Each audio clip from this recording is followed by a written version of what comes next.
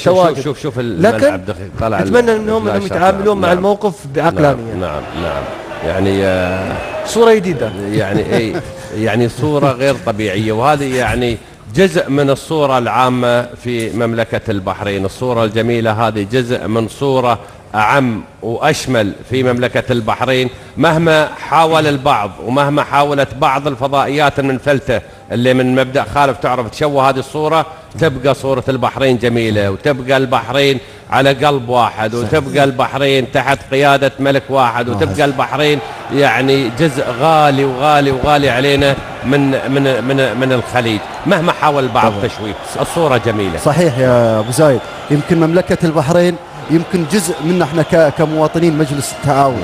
واللي نشاهده في البحرين أبو زايد كأن احنا جالسين في بلدنا، كأنك انت جالس في الكويت، في الامارات، في السعودية، في كل مجلس التعاون.